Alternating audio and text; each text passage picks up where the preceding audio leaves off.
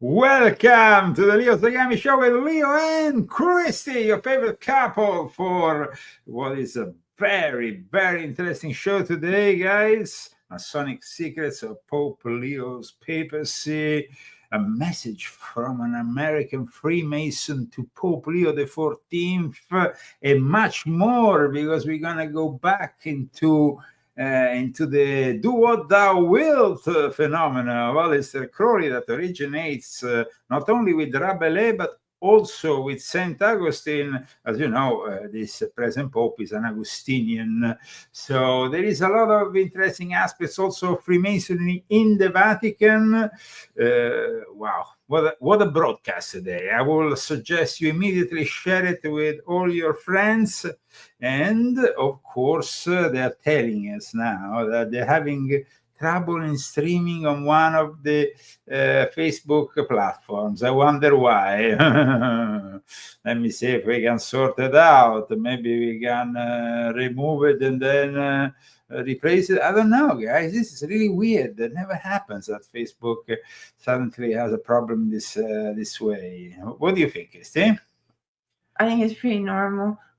It's pretty normal. This happens. Yeah, it happens. Yeah.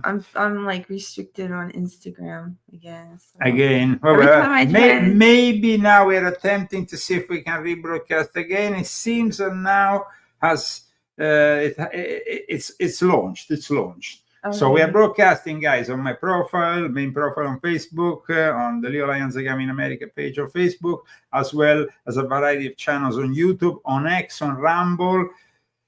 Wow. And it's all over the place. We're all over the place. Absolutely. Maybe Zuckerberg had a bad moment. Actually, earlier on today, there was some problems with X. They had problems all over the world, but they seem they have sorted it out. Okay, at this point, guys, please share, put like, subscribe, of course, to all our channels and profiles. And let's start with the show after mentioning the sponsors. Okay, we have Joanne Oteneru and Aiden Carter, Daniel Estes, and Malgorzata Minta. Thank you, guys. Thank you so much for your donation and sponsoring this month. And for thank buying the you book. for making this book a bestseller, guys. This is, of course, the book of the moment, the book I've been working so much about, and it's having its well-deserved success. I'm gonna actually go and put here on the screen the page on Amazon, so you can go and check it out for yourself. This is a book that you should all have, guys, especially if you follow our work here every week. It's a bestseller. It's a #1 new release in general history of religions. It has all great ratings. You see? Great stuff. Go and purchase this book, guys. It's another way of supporting our broadcast. Bestsellers, #3 in historical essays, #7 in historical history of religion, and #8 in general history of religion. And I want to show you one of the first reviews. I'm going to let Christy read it because I'm very proud of these reviews. If you want to leave a review, I'm always very happy. Of course, if it's a positive one, I'm always more happy. But Christy, here is the review left by Aiden Cat. Oh, Aiden. Okay. And he donated to the show today. Yes. So thank you very much, Aiden. We really appreciate it. The book that was never written until now, this book completely surpassed my expectations. Anyone interested in who is running the show behind the scenes needs to read this. The clues were in front of our faces all along. Well done, Leo, for connecting the dots. And then there is a simple thank you from another verified purchase. Wherever you are around the world, in your Amazon of choice, please leave a review. It's always helpful, and I really appreciate honest reviews. And I tell you, this book deserves a good review because I'm sure you are all getting a lot out of it, because I hear many people talking about it. I've been invited on a number of shows. And so on. Of course, it was very timely, the death of the Pope, this new Pope, and I'm sure your next one will be as well. That's putting pressure. Well, I'm not gonna. I know what it is. No, yeah, but I'm gonna start writing it only this summer when I'm ready for it. At the moment, I'm still promoting this book, and I think it still deserves a lot more. No, don't you think so? Absolutely. And the other books that needed attention are getting attention now. So finally, like Volume 10 and Volume 11, Volume 9. History, Secret Societies, and the Politics of the Jesuit New World Order and the Luciferian Court is the last installment of my Confession series. Okay, at this point, guys, let's go into these secrets we have been talking about, because there is actually a connection between this Pope and Aleister Crowley. So here I go with my monologue. Oh, okay. Thank you for the applause. Are you ready, guys? Are you ready? Of course, you know who Aleister Crowley is. You know who this new Pope is. But the question today is all about free will. Free will, because Crowley said, "Do what thou wilt." Should be the whole of the law, but also love is the law, love under will. This is all connected. In any case, the question of why God gave humans a free will often comes up in a discussion about the problem of evil. Someone will ask why there is so much evil in this world. And the answer is that human beings have chosen to do evil things. So God gives us this choice. God is not to blame. If you don't have a choice, then you don't have freedom. So the follow-up question is, God knew all the evil things that people would choose to do. Why would he give us free will? Well, the standard answer seems to be that for love to be real, it must not be coerced. Correct. Okay? If we did not have the ability to reject God, then neither we will be given the ability to truly love him from our heart. And this is very important. So some theologians even go as far as to say that human freedom is the highest good and that even God will never violate it. Genuine love, genuine good can only exist in a world where there can be an opportunity for genuine rejection and genuine evil. Otherwise, we will all be robots. Otherwise, there will be no difference between a human and an animal. We have this possibility, and we need to exercise it in the right way. So while will within philosophy is a faculty of the mind, in religion is a concession granted by God. Now, the basic rule of Aleister Crowley's infamous telema and seemingly free will system is, in the words, do what thou wilt should be the whole of the law. And it's stated in his channeled text that he channeled while he was in Egypt in 1904, Liber Alber Legis, or the Book of the Law. In April 1904, in a number of days, he had channeled this transmission of this book that he claimed would be the book of the new aeon, of a new religion that will overtake all the past ones. Now, he picks up, though, on previous concepts, and the concept of do what thou wilt is present also in Rabelais' book, Gargantua and Pantagruel. Very important. This book is a journey which, in a way, it's ironic and satiric, also about the church itself. And, of course, it appears with the French word fa, qu'est-ce voudreux, do what thou wilt, which appears also in this hobby of telema, and the telemites are actually a concept he picks up from there. But in reality, Rabelais himself picked up this concept from a sermon of St. Augustine, where he wrote, love and do what you will. So the phrases love and do what you want are hereby associated with both St. Augustine and Aleister Crowley. And this becomes particularly relevant today because St. Augustine is, of course, connected to the present Pope, who is an Augustinian.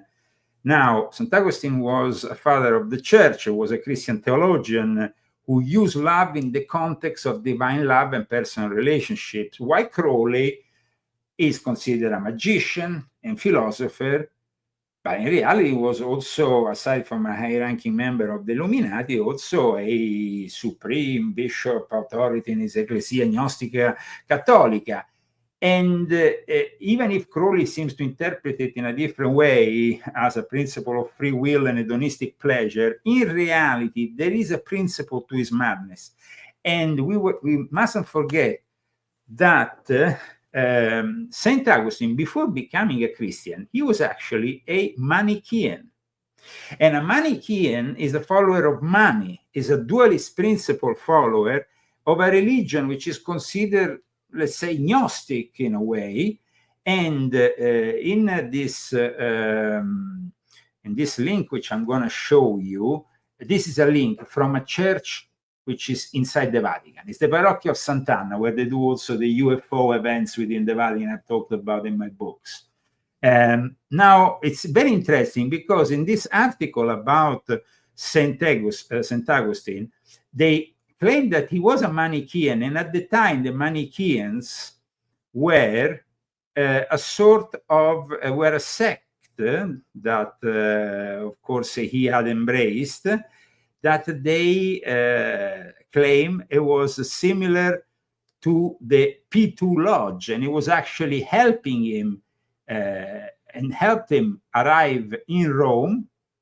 So it's St. Augustine, before becoming, let's say, a Christian and a figure of great importance in the church, had actually embraced a religion which is considered, of course, not heretical because it's not even Christian in nature. It's a completely different kind of faith, which they themselves claim in some way was similar to I mean, not only them, but many others claim is similar to to Freemasonry. So when we are talking about St. Augustine, we are talking about a guy who wasn't always the way he was.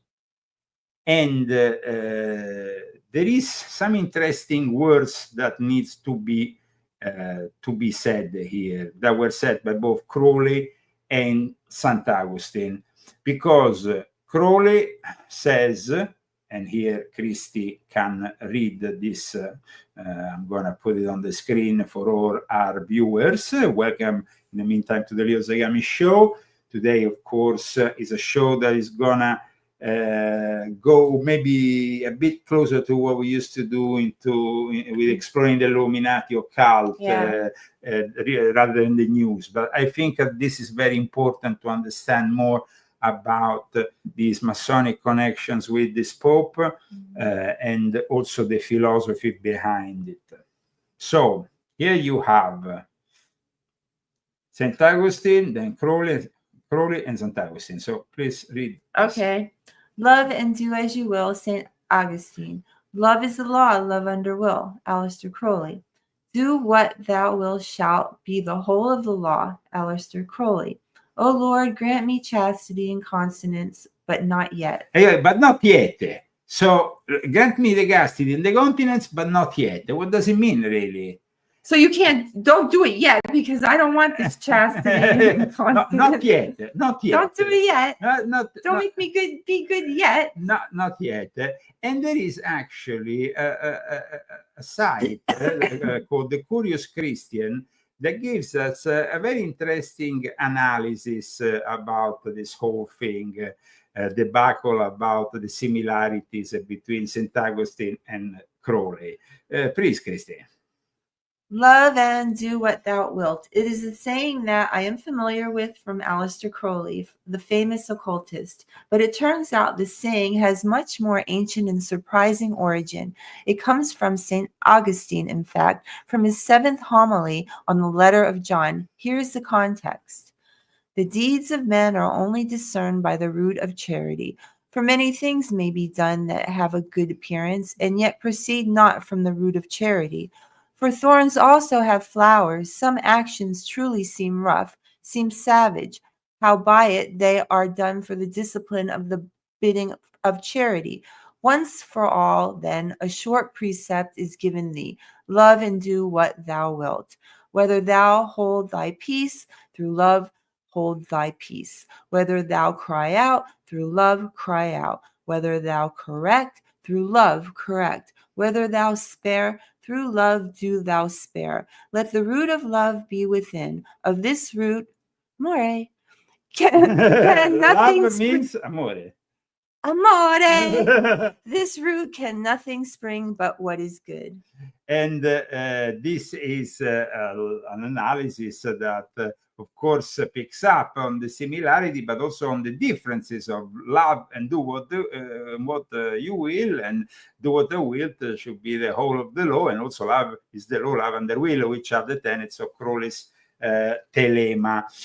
We are analyzing all this because it's important also to understand that the antecedents of telema were explained in 1926 in a text by Crowley, who fiercely denied that there was, though, a connection. And so he says, it has been remarked by some critics, and this is printed in the Revival of Magic, edited by Imenos Beda, who is the current Grand Master, and the past Sabbatius, who is Kaczynski, who are the contemporary, let's say, contemporary Thelemic personalities, and the Imenos Beda is the grandmaster of the world for the OTO. So they have been involved in the printing and editing of it.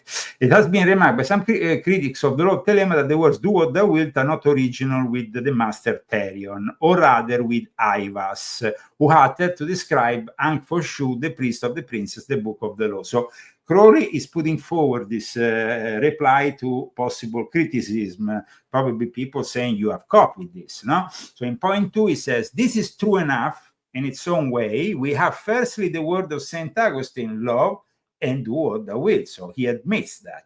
So he's a plagiarist. But then he says, this is, however, as the context shows, by no means what it means in the book of the law. St. Augustine's thesis is that in the heart, the heart be full of love, one cannot go wrong. It is, so to say, a rider upon the theorem of St. Paul, 13th chapter of the first epistle of the Corinthians. This is important, guys. Then he, for more important is the word of Rabelais, fa che scrivo, do what thou wilt. So he goes back to Rabelais. But there is here a understanding, though, of Crowley's interpretation of do what thou wilt that brings us once again closer to St. Augustine, because it is true that Crowley was this hedonistic personality, but creepy Crowley was also a serious and thoughtful religious scholar. So regardless of his evil stand and positioning in God's creation as the self-proclaimed B666, even Crowley stated, if your will is governed by love, by respect for yourself and for the sovereignty of every other individual's will, then it isn't considered in accordance with the law. Often this can be the exact opposite of what we might think as do what we want. But those little idiosyncrasies are for the initiate to understand in Crowley's terms. It is the also important caveat of do what thou wilt that we should clearly differentiate from do what you want.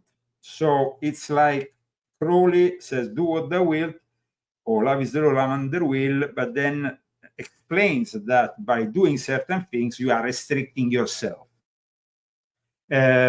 Crowley has a sort of puts together a sort of inverted version of Manichaeism. In any case, Crowley is in this will that he's putting forward. It's a little bit like Augustine or Hindu Bhaktis. He's believing that perfect love has the perfect guide to human behavior, and with his perfect contemplation, which I don't know how perfect that is, and his perfect dedication, which I don't know what kind of perfection is that, because he indulged in the most perverse things. But in his concentration or even perfect hedonism, he seems to find a way to realization, to the one. The one is the subject that we also have found in the opening, homily of Pope Leo XIV during his inaugural speech. We are all one, with Christ, he said. Though he was a charismatic figure. He downgraded Christ, so. Well, I think that actually he was criticizing, saying that he shouldn't downgrade Christ as a charismatic figure. That's I think not that what NBC said. They're liars. No, I think he should interpret well what he says. I think at the moment, Leo XIV is trying to please as much as possible the conservative side of the Catholic Church, which was neglected by Pope Francis. He's doing it in a number of ways, and he's doing it because, of course, they bring in the money. Now, guys, we know that some of the biggest donors of the church are the American church. It's the American church.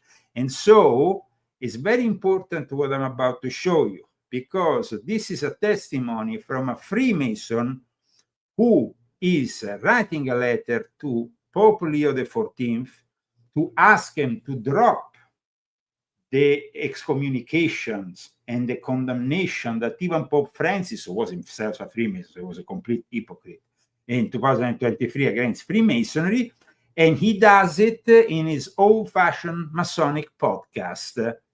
Check this out.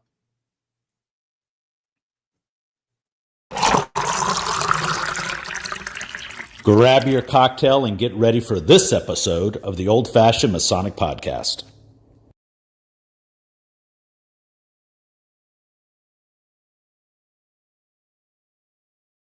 Welcome to the Old Fashioned Masonic Podcast, where we talk all things Freemasons while drinking an old fashioned. I'm Brian, and it's just a little bit different. We're going to talk about a letter that I drafted and sent to the Pope. Now, some of you knew Bird was a little bonkers, but you're thinking, why in the world, Bird, are you sending a letter to the Pope? You're not even Catholic. You're right, but it's not about me, it's about everyone. So we all know the history that Freemasons are not loved by the Catholic Church. It goes all the way back to the Knights Templar days, and if you fast forward even in 2023, Pope Francis and the Catholic Church, the Vatican, they doubled down. So we hope with the new Pope, Pope Leo the 14th, and being American, that maybe he'll just reconsider. So before we talk about this a little more in depth, let's go over the letter that I mailed to the Pope this week. So here's the letter that I've sent to the Pope, and a lot of you will just read along as I'm going. But for those that are listening to us on any streaming services such as Spotify, Apple iTunes, or others, we'll read this aloud for you. It's drafted to Your Holiness. As you embark on your new chapter, I am deeply concerned with fostering greater understanding and unity. Humbly implore you to consider a matter that weighs heavily on the hearts of many Catholics and Freemasons alike: the prohibition against Catholics joining Freemasonry. I understand the historical complexities that have led to this stance. However, I believe the present time calls for a renewed examination of this issue, particularly considering the realities we observe. It is a well-known fact that throughout history, and indeed in our present day, numerous individuals have held dual membership in both the Catholic Church and Freemasonry. Folks listening to this podcast, we all know Catholic Freemasons, right? These individuals often live lives of faith and service, contributing significantly to their parishes and communities. So here we have an admission that the Catholic Freemasons contribute often to the parishes and communities, and he will also outline the fact that some of them are the major donors of the dioceses. So this is a very important admission. Please share this video. It's very important that we really understand what is happening here, because Freemasonry seems to have now a new hope with Pope Leo the 14th, and that's why one of them here in America has decided to write this open letter to Pope Leo the 14th. We are aware of many instances where Catholic Freemasons are major benefactors to various parishes. Their generosity often acknowledged and accepted by their priests, despite the existing prohibition. This creates an environment where participation is known, leadership is aware, yet the forbidden status persists, leading to problems, right? It's a problem. Historically, Daniel Carroll was one of two devout Catholics to sign the United States Constitution. His brother was John Carroll. Okay, this is very important because I talked about the Carroll family, about John Carroll, about his brother, and also another member of the Carroll family in my book, because not many people know that the first Catholic bishop was a former, between brackets, Jesuit, because it's during the suppression of the Jesuits that America, declares, its independence. And what happens here is also connected to, the Carroll family. It's one of the protagonists in my book. And there is a reason why, because the Carroll family is the one that donates the land where the Capitol building is built. They own Maryland, that was known as Rome. It was Washington who called one of the Carols the richest man at the time in the United States of America. And there were two Carols as founding fathers of this great nation. So it's very important that the people who are following me, if they have this book, they go and read all this, because the suppression of the Jesuit order that took place between 1773 and 1814 gives us the false impression that the Jesuits played only a small role, as I said in my book, volume 12. I'm citing myself here. But in reality, a former Jesuit, John Carroll, became the first American bishop. His brother, Daniel Carroll, was one of the founding fathers, an influential congressman for Maryland, signed two of American fundamental documents, the Articles of Confederation and the United States Constitution. And the Carrolls were direct descendants of the Calverts, a Catholic family who King Charles of England, King Charles I, had granted Maryland as a feudal barony, had this immense land. And then you had also the first cousin, Charles, who had been trained in Jesuit warfare at the Society of Jesus St. Olmsted College, who also played an important role, who was also one of the wealthiest people in America, as it was known back then. I think actually it was I think John Adams, not Washington, who labeled him as such. And he was, we are talking here about the very foundations of the United States of America and the District of Columbia that bore the name Rome in 1663. So what this Mason is saying is very important. Listen to it. A closing statement there. So obviously I'm not speaking for any Grand Lodge organization, just as a Mason who's not a Catholic, right? We need to, we all know Catholics that are Masons, and we all know big donor Catholics that are Masons. In fact, their priests golf with them, hang out with them, know that. So, I mean, he's saying, priest, all this is very important. Carroll, the first Catholic bishop in the United States. Most recently, Mr. Joe Biden recently became a Mason in South Carolina. This is another thing that I discussed in my book, that Joe Biden became recently a Mason before leaving the presidency. It's very important. You may not like that one way or the other, but he did. In an era where the need for unity and collaboration across different societal structures is paramount, I respectfully submit that reconsidering the church's stance on Freemasonry could be a positive step forward for both institutions. So this is a Mason who is writing to Pope Leo XIV, saying all this openly, publicly, and I thought this was a very important testimony for all of you who follow the Leo Zagami show, also in relation to the validity of my book. So please listen carefully to what he's saying. Freemasonry, with its emphasis on morality, charity, and brotherly loves, shares many values that resonate deeply within Catholic teachings. Allowing Catholics to openly participate could foster greater understanding, dispel misconceptions, and potentially open avenues for collaboration on shared goals and human betterment. I understand that this is a complex issue with a long history. However, I am hopeful that under your wise guidance, a path toward greater reconciliation and understanding can be explored. And then there's a closing statement there.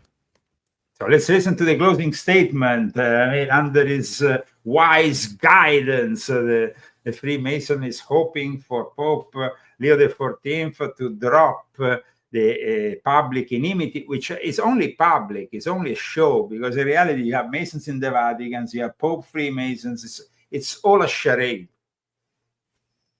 So obviously, I'm not speaking for any Grand He Lodge said he's not organization, speaking just for as a any Mason, just not a obedience in Catholic, particular right? in a Grand Lodge, or We he's not need particularly, he's not to. even Catholic. I think. We all know Catholics that are Masons.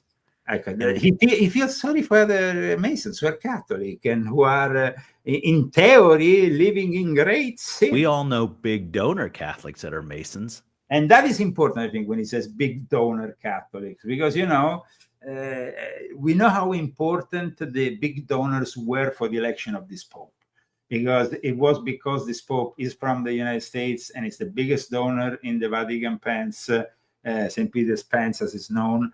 And that is what really made possible the election of this Pope. And he's bringing into the equation this very cleverly, this Mason, the fact that there is actually the biggest donors are Freemasons, but at the same time they're Catholics. In fact, their priests golf with them, And hang out with them, know that they're Masons, but yet still accept the checks. So we don't want there to be an issue where the priests have to turn a blind eye or Catholics have to feel like they're doing something wrong. So the hope is of the letter, which, listen, it's got like a 3% chance, but it's 3% better than if we did nothing, right? So it's important. Some interesting things that we found out on this, on the research before we put the letter out, is go back to John Carroll, right? The first Roman Catholic bishop. They always focus on John Carroll, who, by the way, was a Jesuit. United States that later became the first Archbishop of Baltimore. He played a significant role in establishing the Catholic Church in our newly formed nation. Think about the time. In 1789, he was appointed the Bishop of Baltimore. In 1808, he was the first Archbishop of Baltimore, the founder of Georgetown University. He established St. Mary's Seminary because there was a shortage of priests. So that's why he founded that in 1791. This is interesting. He was an advocate for religious freedom, right? This is important. A strong proponent for religious liberty and worked to ensure that Catholics were seen as loyal American citizens in that predominantly Protestant society at the time. Well, they were in fact a minority, but in fact in my book I also explain why that's the case. Because by accepting this religious freedom, they still wanted to somehow, following the Jesuit tenets, prepare even the non-Catholics to rule all together. And this has become obviously more and more evident in the last few decades. But has always been present here in the United States, where, guys, you have the elite, which is prepared to the roads in Georgetown, in Fordham, the Clintons, Nancy Pelosi, the husband, everything that surrounds the Jesuits is about power. And in fact, in my book, I finally unveiled the fifth class Jesuit figure, which is something that has not been discussed for the last 150 years, maybe even more. I think the last book that talked about it was published probably in the 1870s or 60s. So we're talking about an absence also of criticism towards the Jesuits, which I've underlined immediately, even in my book. I say that this is a book that it's a rarity. If you think that since the 1980s, only maybe 3 books have been published denouncing the Machiavellic machinations and of the Jesuits. Because everybody's scared, right? Everybody's scared. The academic world is scared. The people, of course, who want to criticize maybe the Jesuits don't have the intellectual capacity, the knowledge in theology, history, philosophy, and everything else to come to the right conclusions and put together the dots like I did with this book. Like I said, there was, yes, a former Jesuit, Malachi Martin. There was Saucy with Rulers of Evil in 1999. And last, there was in the year 2000, Eric John Phelps with Vatican Assassins. So we needed to address the fact that most people are scratching the surface because they like to criticize the Club Bilderberg, a creation of the Jesuits. They like to criticize the Club of Rome, a creation of the Jesuits. They like to criticize the World Economic Forum, another creation of the Jesuits. They like to criticize Freemasonry, which has worked hand in hand with the Jesuits, large factions of it, and the Illuminati, same thing. So nobody wants to go at the core of the story. I want to show you something here, which is very important, that I think is going to bring a lot of clarity to a lot of people. In regards to somebody who was, up until a few years ago, a very important figure within the Jesuits, but who was connected also with the founder, the first civil director of the CIA. Yes, guys. Mm-hmm. I want to talk about Avery Dulles. Avery Dulles, this gentleman, which I'm going to show you here, comes from a family which was very powerful. And it's very unusual that a guy like this becomes a Jesuit. And then, out of nowhere, he's also made a cardinal without being even a bishop. But let me explain who this guy is.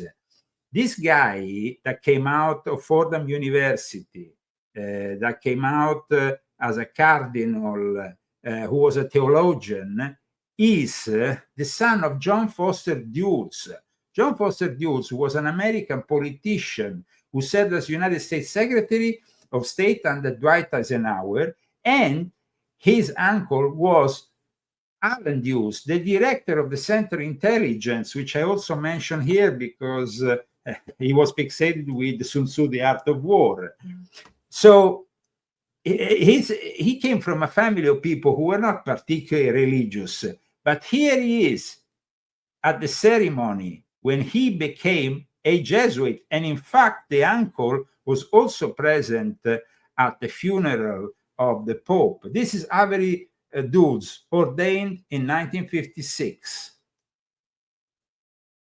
At Fordham University Chapel, 36 are ordained as Jesuit priests. Prominent in the procession is Avery R. Dulles, son of the Secretary of State John Foster Dulles, who with Mrs. Dulles is present for the ordination ceremonies. Dulles, you're right. The pronunciation is Dulles. I didn't want to say anything. No, but you're right. It's like the airport in Washington. It's dedicated also. So yes, you're right. It's the pronunciation. Sorry, guys, my pronunciation at times. Well, I didn't want to say. No, but you say the right thing. It's important. 800 crowd the chapel to witness the ritual, presided over by Francis Cardinal Spellman, Archbishop of the New York Diocese. After being blessed by his eminence, Avery Dulles, now Father Dulles, who was converted while studying law, bows to the Archbishop before leaving to take up his new vocation.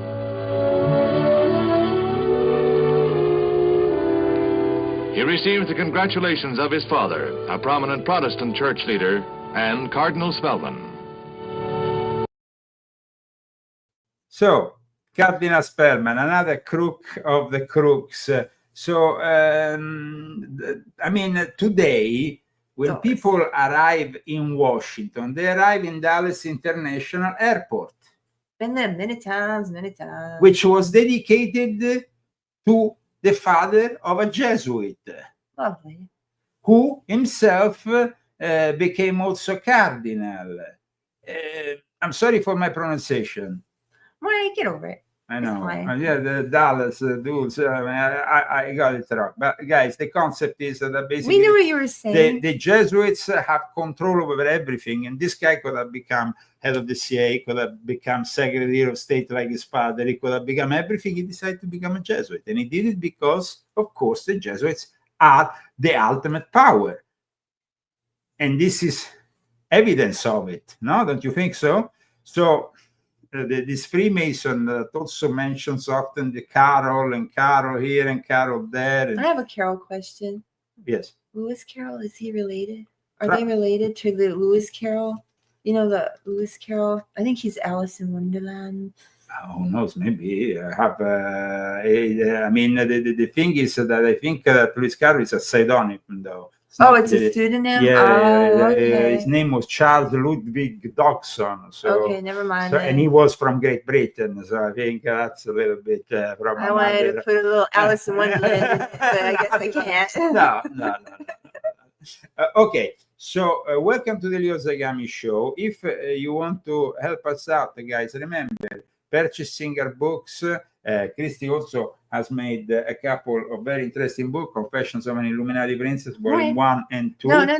No, wait. Well, This is not volume. This is 1 and this is 1. They're both 1. I don't have to. I gave it away and I have to buy it.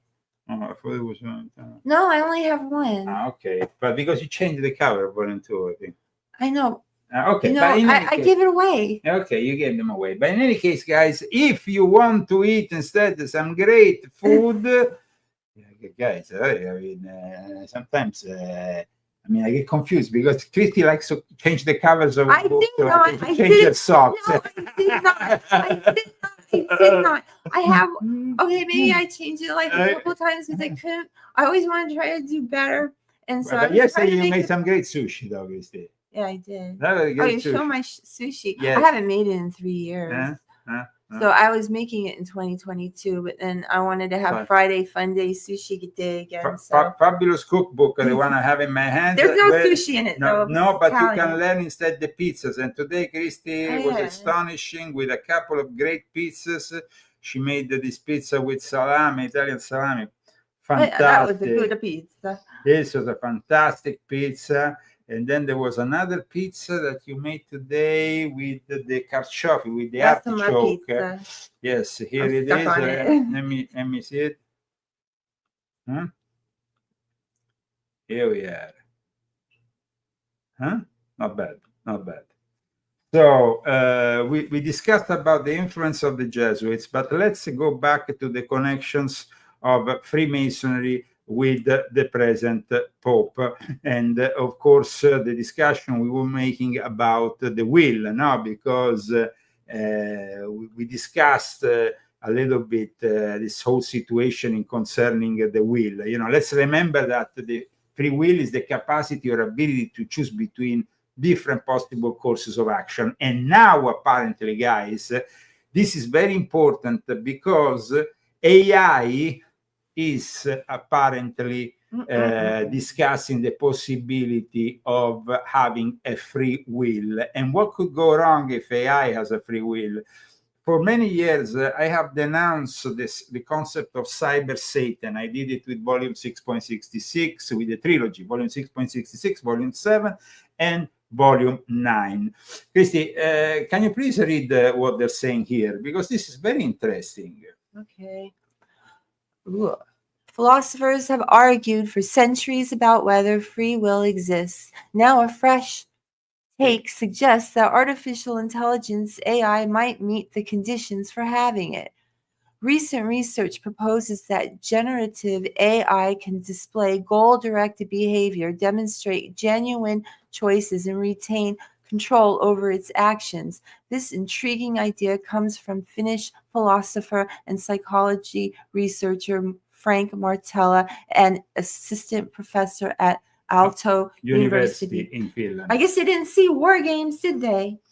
Well, you see, the capacity of them having free will it is a very important thing that we need here to discuss, because we have been discussing do the will should be the whole of the law, love is the law, love the will. We have discussed what St.Augustine intended. You see, there is actually scientists like Robert Sapolsky, Sam Harris, that have argued that free will is an illusion.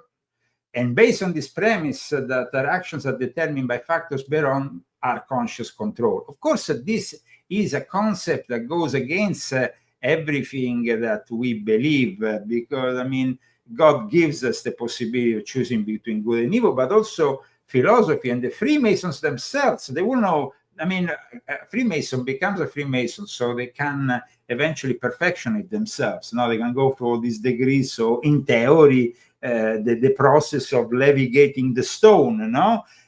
But if you are already, predetermined, that will not exist. In fact, the fact that everything is predetermined goes against certain concept. And Christian List, a German philosopher and political scientist who is a professor of philosophy at Freemason and the co-director of the Munich Center of Mathematical Philosophy, seems to have a different idea. He has published a book, it's called Why Free Will is Real.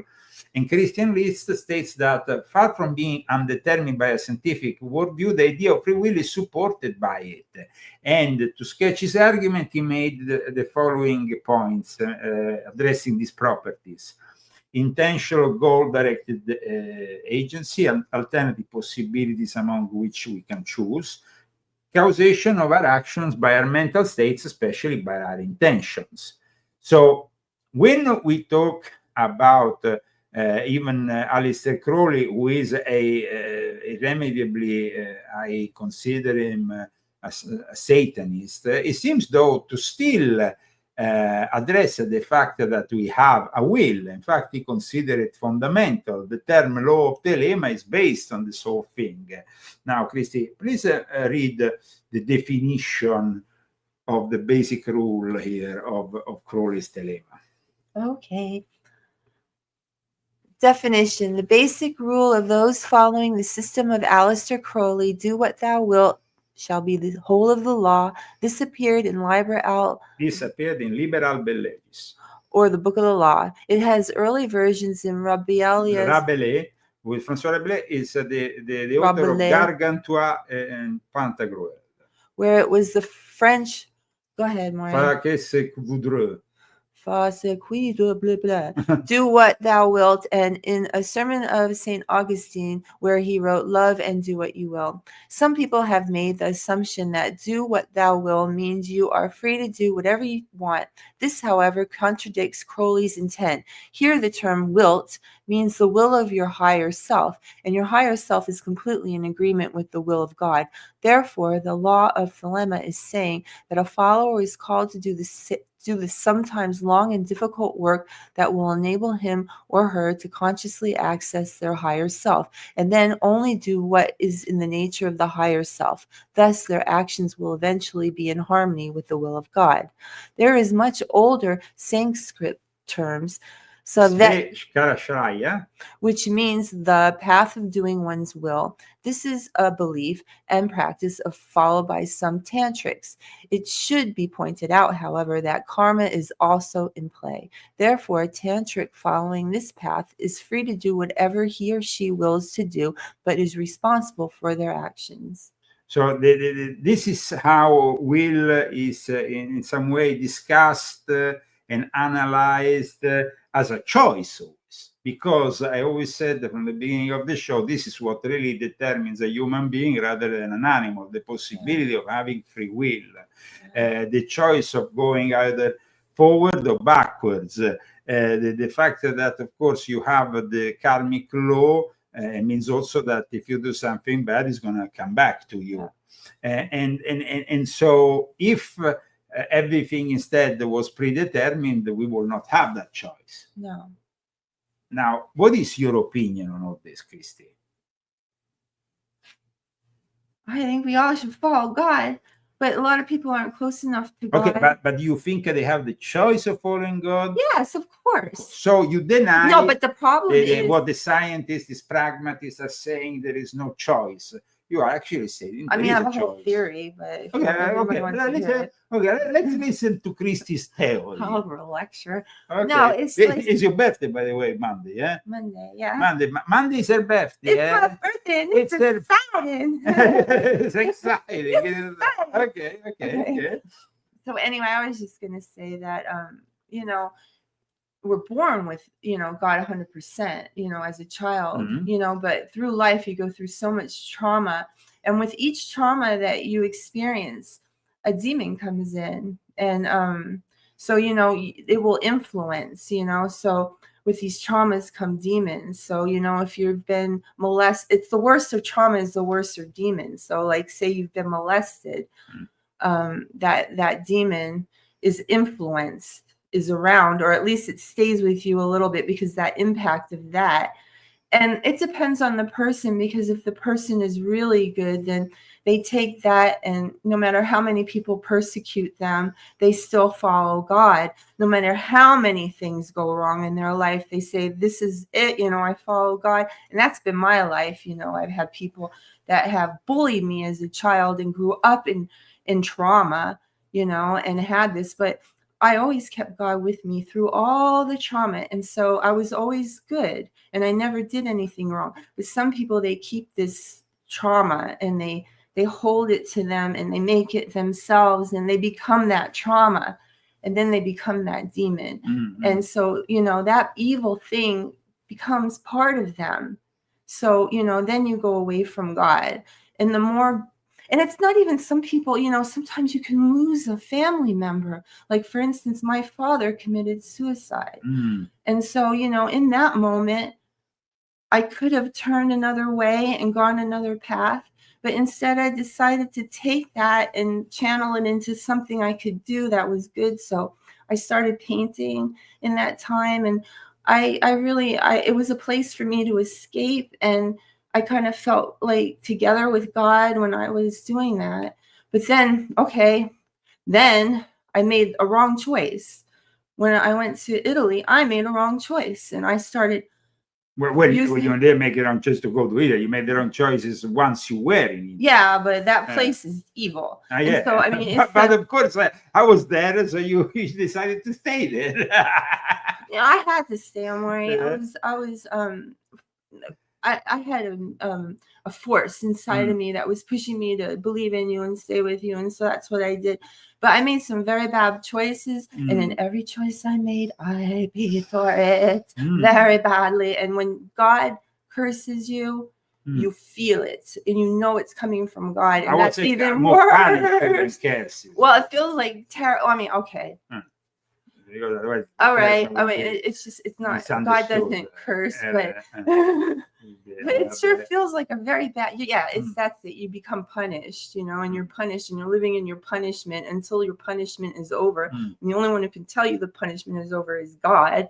So, anyway, some people, they have more things that are in their life that make them further and further away from God. And so they can't make these good choices that people who have God close make. And so, you make a bad choice and everybody has to pay their karma for it. And that's it. So, and then some people blame bad things on God, not on the bad people. Why didn't God stop that? I've heard that a lot from atheists. So they're like, why didn't God stop? Because he actually was giving you the possibility to choose. Oh, but wait, I wanted to say, when I went to Italy, I picked up crystals and I started doing. But this is something you wrote about in your book. Yeah, in volume 1, I wrote about it. And if you read volume 1, you probably think I'm totally off because I talk about some of the things I was doing.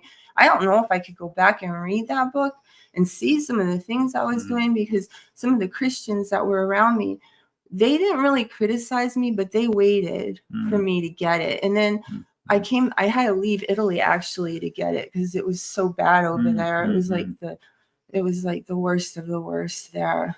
But when we came back to America, I started to feel more grounded when I was here in America.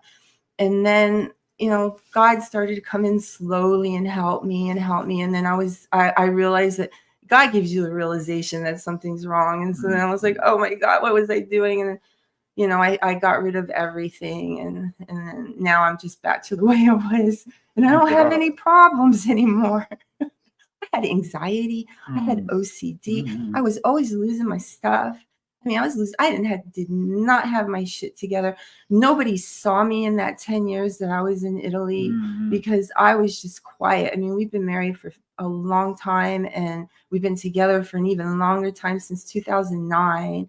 So, nobody saw me. They only saw me when I came back to America because I couldn't even show myself over there. Over there, it was a very difficult time because I was persecuted, arrested, tortured. All kinds of things happened to me. So, I mean, and Christy was my witness. And then I had to see all of it. But I'm there were also good moments, but there was also bad moments. Going back to Crowley, he developed a sort of inverted Manichaeism. We said that St. Augustine used to be a Manichaean, and then he gave up apparently Manichaeanism. The nature, for Crowley, nature, he saw it as evil and a fatal force developing within itself. Crowley almost saw the whole thing as suicidal, the will that called Buddha or Christ to their mission.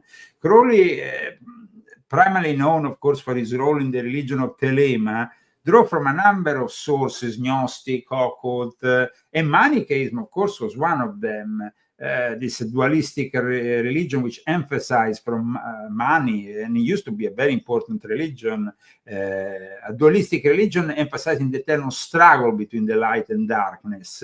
Is one such system that Crowley explored and incorporated, of course, and then he didn't maybe identify explicitly as a Manichaean, but he reflected elements of it and also of Gnostic and dualistic thought. He was influenced by the experiences in India that he had, in Sri Lanka, in places which I myself visited when I was a kid, when I was 6 years old. My father brought me to some of these places, and encounters with figures like Franz Hartmann, the great Rosicrucian theosophist, Theodor Reuss, co-founder of the Ordo Templi Orientis and SPY. So Aleister Crowley definitely was an unusual character who took on his role that definitely has influenced a lot the present, let's say, society that we have around us, because of his influence, which I have reported in Volume 8 of my Confessions, in the entertainment world, in the cinema, in the music business, and that, of course, then reflects on the rest of our society, especially from the 1960s onwards, and then helped also by, we go back to Dulles, yeah, who gave birth to MK Ultra, guys, which became also a way of propagating through LSD and so on, all the ideology of Crowley that became immensely popular, especially in the 1960s in particular, and then onwards. Now, going back to Rabelais, of course, in the 5th book of Pantagruel, we have in particular this Ringing Island.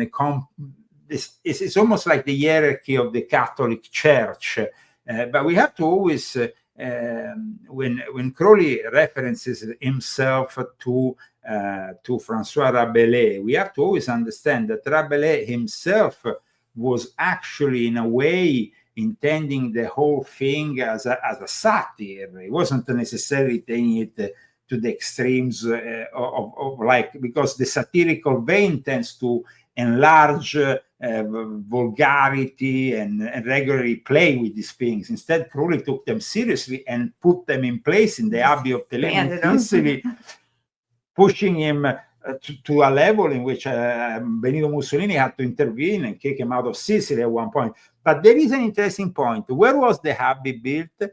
It was in Cefalù.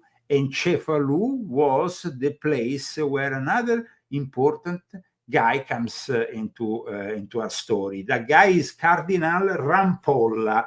Rampolla was the Freemason, an OTO member. We can say, if not strictly OTO, because at the time the OTO didn't really exist. It became OTO after 10 years when Rampolla basically was about to die. He was included in this book. This is the rites of Mizraim and Memphis. It explains how the Egyptian rites then became, in some way, fluctuated. They became what was the OTO, the basis for the OTO, through a guy called John Yarker. Now, I'm telling you all this because it's very important that we talk about this guy. I'm going to show you his face. And he was definitely a very sinister individual in the church. He was about to become Pope, but he will not become Pope thanks to a law, a special law that made an emperor intervened to stop his election. This was Cardinal Rampolla. He was born. He looks evil. He was the secretary of Pope Leo XIII. So you see now how it all reconnects? Yeah. And he was not any kind of Mason. He was a special kind of Mason who connected to the Egyptian rites, because the Egyptian rites, if you think about it, are practiced by a minority in Freemasonry. They are irregular. They are often practiced in a kind of they are in fact called fringe masonry. He was born in 1843 and he died in 1913. But at that point, the OTO had been established thanks to these patents that came from the Memphis and Mizraim. In particular, Rampolla was born in Sicily, in a town which it's basically in the diocese of Cefalù, in Polizzi Generosa, a town that also gave us a film director like Martin Scorsese. So I mean, we have now Cefalù. Remember, guys, is the place where the Abbey of Telema would be established by Aleister Crowley much later. But Crowley knew about Rampolla because Rampolla was actually included in the publication of the OTO as a guy who was collaborating, was working with them. Now, in the election, the conclave, after the death of Pope Leo XIII, who died on July 20 of 1903, he was the guy who everybody thought he would become Pope. So what happened here? Suddenly, seemingly out of nowhere, Cardinal Puccini of Krakow rose from his seat to make a stunning declaration during the conclave with all the cardinals present, and something that nobody ever heard of. He invoked to stop the election of Cardinal Rampolla, deemed a danger for the church because he was linked with the OTO, basically, milieu, the Egyptian rites of Freemason, and all that. He invoked the ancient privilege of the right of veto by the Austrian Emperor Franz Joseph. At that point, the effect was electrifying because at that time, the emperor had the right to intervene in the conclave. It was almost never used before that right. It was known as jus exclusive, right of exclusion, and it was designed to protect the church from an unworthy candidate. So he was eventually not elected, and at that point, his successor became instead the guy who gave birth to something I talked about briefly here, which is an organization who went against the modernist called Sodalitium Planum. But Cardinal Rampolla, there was actually he was accused of having become a Mason during his time in Madrid, and not any form of Masonry, but a form of Masonry that was very close to all that milieu that they gave birth to the OTO. So the actual Cardinal Rampolla, cited as an initiate of the Catalonian Balearic Grand Lodge headquarters in Barcelona, which, as we see here from a book of the Italian Grand Master Gastone Ventura, was connected to a guy called Villarino Villar. And this group that came under the control of Theodore Royce and the OTO by 1913, the year in which Rampolla then died. So that order of rights of Memphis and Mizraim that Rampolla belonged in 1903, that became after the OTO. So in theory, he was an OTO member. That's why he then appears amongst the saints of Aleister Crowley, and I've cited him at the end of Pope Francis, the last Pope. Here, Cardinal Rampolla with the whole list of the various amongst the members of the OTO. These are the members of the OTO, and Rampolla was suggested as a member, which equiparates to a sort of saint for Aleister Crowley. But this was so. As you can see here, Pope Leo XIV based his name on Leo XIII. Leo XIII wrote two documents, two encyclicals. He waged war against Freemasonry, but in reality, he then had a secretary who was a Freemason, and while he was fighting the Freemasons, the secretary who was a Freemason made the church more modernist. So in the end, when the following Pope came in, he had to establish an organization to go after all these modernists. I show you the Sodalitium Planum. And so what happened, which was a Sodalitium Planum was basically established like another unit of the Vatican intelligence. And it was established because at that point, Pope Leo XIII had waged war against Freemasonry, but Freemasonry was so close to him. Watch, now I'm going to also show you another very interesting thing. Sodalitium Planum, the Fellowship of Pius, Society of Pius, in France was known as laissez-faire, to enforce the prohibition of the modernist heresy declared by Pope Pius X, the successor who got the office instead of Rampolla. Now, it was guided by a guy called Monsignor Umberto Benigni. This guy was very much a traditionalist, like the guy you see in the film Conclave, the traditionalist guy, okay? And when he gave birth to, he was espionage methods, he created basically a whole espionage activity. And one of the people he investigated was the future Pope, Angelo Roncalli, the guy who met the aliens in 1961, who was the first Freemason to become Pope in 1958, and who was connected with the beginning of the Second Vatican Council. Goodness gracious, they're all wrapped up in it. So you see, then the Sodalitium Planum was eliminated at one point. It was disbanded in 1921, and then because at that point the church gradually will be taken over, and at that point, after 1958, it was completely taken over. Because Roncalli was a Freemason, he had made even the ritual in the lodge. Then the aliens arrived with the spaceship at Castel Gandolfo. Guys, if you want to know more, remember my books. That's a lot. It's a lot of stuff.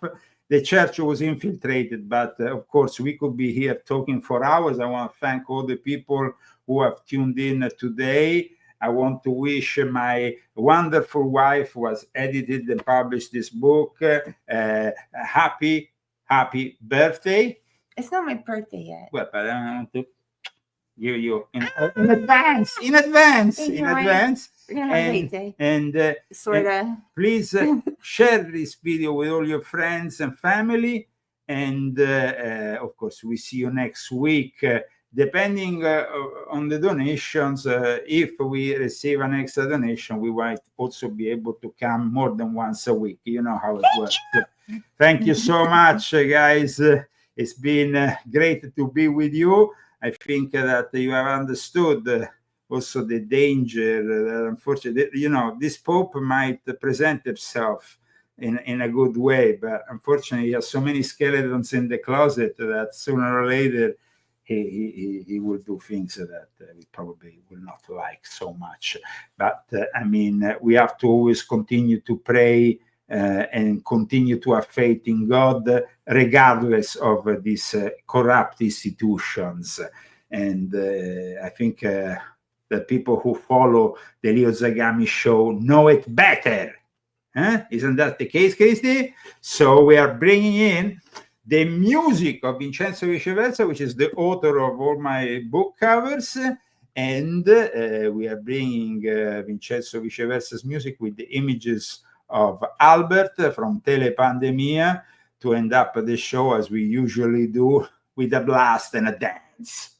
And this is going to be also a dance for your birthday, Christy. So it's going to be a special dance. So let's enjoy it together. Yeah! In that time, our world has taken so many steps in the wrong direction.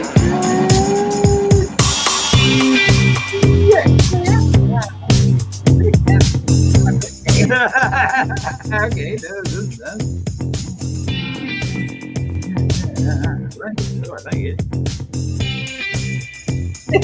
In the negative utopia, science, technology, social humanization. In the negative utopia, science, technology, I'm gonna go eat my pizza. Directly from Populist. Bye, everyone. Take care. Happy birthday.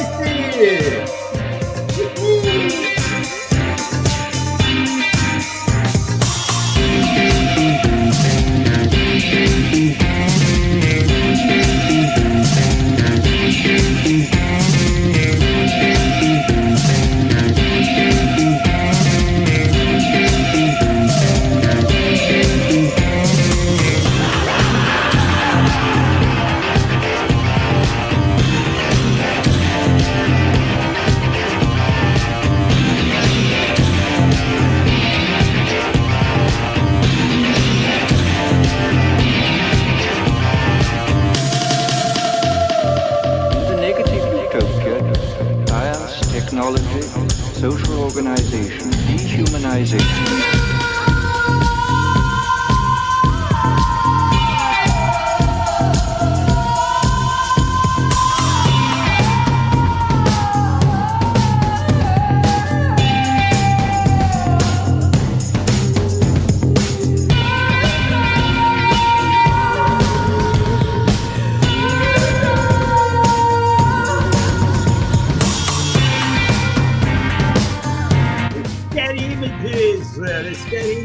But this is the reality of today's world. Don't forget to tune in next week and put like.